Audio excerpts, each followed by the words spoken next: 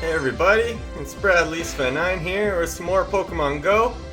This video I'm going to teach you about time zones and how they affect spoofing and how to use it in your favor. So there's a lot of things that can be affected by these time zones, such as raid passes, research, streaks, trading, PvP, battling, and community days. All get heavily affected by these time zones. So as you can see there's the basic map. The time zones start on the right and then move to the left. As you can tell, there's a lot of time zones.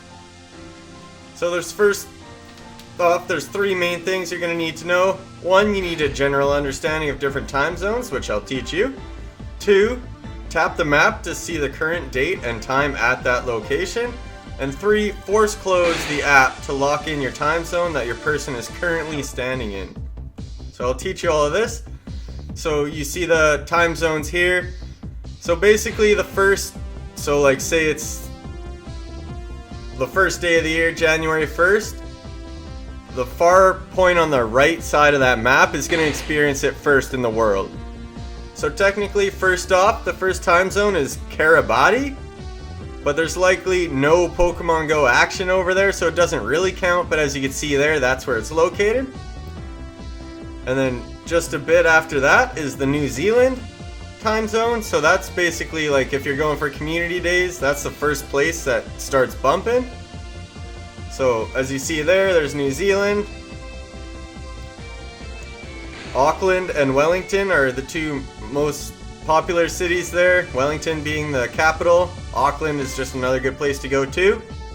Then it just goes from right to left on that map, ending with Hawaii. On the far left would be the last time zone to hit anything. So that's the basic understanding of the time zones. So first off, we're going to start with community days, how it'll help you out with community days. So say it's 4 p.m. locally, you can go to the first place that is 4 p.m. locally on a certain date. So like say September 13th. It's September 13th 4 p.m. in New Zealand before it is September 14th 4 p.m. anywhere else. So you could start community day there, and then it ends in 3 hours. Then you could wait 2-hour cooldown and then go somewhere else, and you could keep doing community day basically all day. So it's pretty handy for community day. And I'll show you an example here of the other things that it could help you with. Alright, so here I'm going to show you how it affects the spin streaks and catch streaks and how you can get 2 days in a row. So basically, I have one of my favorite spots saved as Trade Central. It's just off the coast of Honolulu in Hawaii, because it's latest time zone of the last day. So if you want to make sure you do your research before the day runs out, Hawaii's your last chance. So that's why I just make it there. So as you see there, I got 0 to 7 days in a row. So I'll show you proof by doing this. So basically, you want to force close your game to lock in your time. So I teleported to Honolulu and then I force closed my game so that when I open, the game thinks I'm in Honolulu time-wise. If you teleport around, it kind of confuses it. So now as you see here, I force closed after I was in Hawaii, and now I teleport to an area that was a different day, like a day ahead. And I'm going to spin a stop there. So right now, it still thought I was in Hawaii's day, so it gave me the spin streak for that day. So I'll also catch a Pokemon. But it will trigger the next day eventually. I believe when you catch a Pokemon it does that.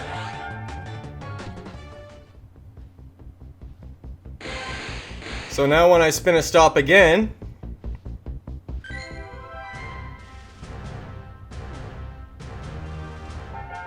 now I'm at 2 out of 7 because I'm currently in the next day over here.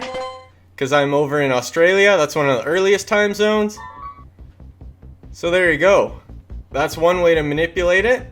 So always force close is how to lock yourself wherever you're in. If you look at the map, like that top button on the left side of the iSpoofer bar, and then double tap where you are, it'll tell you the location, the date, and the time of where you're standing.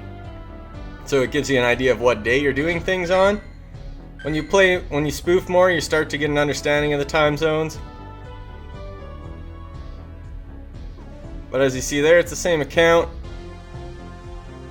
But I did research over in Australia and completed it, and then teleported back to Hawaii, force closed the game, and then reopened it, and then cashed in my research while still standing in Hawaii, and it gave me the research completed for that day. So if you didn't complete research and the day's done, you could go do the research, teleport to the last day as long as Hawaii's still in the day before, and you could cash in your research and then travel back, do another research, and I'll show you here that it'll be 2 days in a row. This is one of the most common things you'd use as a spoofer with the time zones would be this. Like I said, community days too. You start in the New Zealand, Australian side, and then you go all the way to the West Coast, North America / Hawaii to finish it off. But as I'll show you here, I'll quickly do another research during the water festival, obviously. And there you go, I was able to get another stamp there, so that's how you could save yourself from missing days and things like that. But make sure you have to force close your game to lock in your location. Now this is another one for those who like to raid, which is obviously going to be most of you who spoof, but it's a little confusing how to get your raid passes and stuff like that. So I've already used my raid pass for this day, as you see here, a common place, Pier 38 in San Francisco. So that's the day I'm currently in, and I used the raid pass for this day. But say I want to, but like Brazil and Australia are already on the next day. But I'm already locked in over here in San Fran and want to hit a raid here, but I want tomorrow's raid pass. So this is how I'm going to show you how to do that. So as you see there, I'm in San Fran. I'm going to go to a USA raid.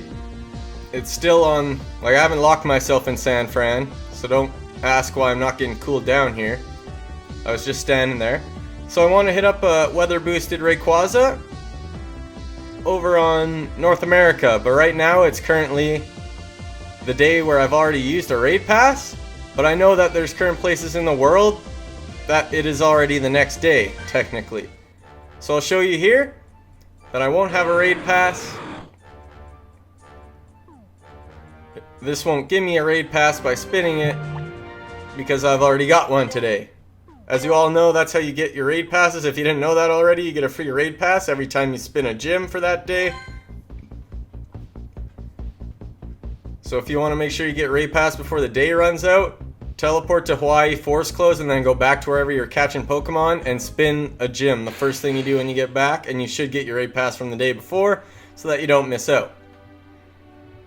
But here you go, usually, so since you saw I couldn't raid there because I didn't have a free raid pass, I usually go down to New Zealand, Wellington, because that's one of the earliest places, and they usually have a raid going. So as you see here, don't ever interact with the raid, but you could like just tap the gym to look at it like that. As you see there, it didn't give me a raid pass, but like I said, force close the game to make it think it's there.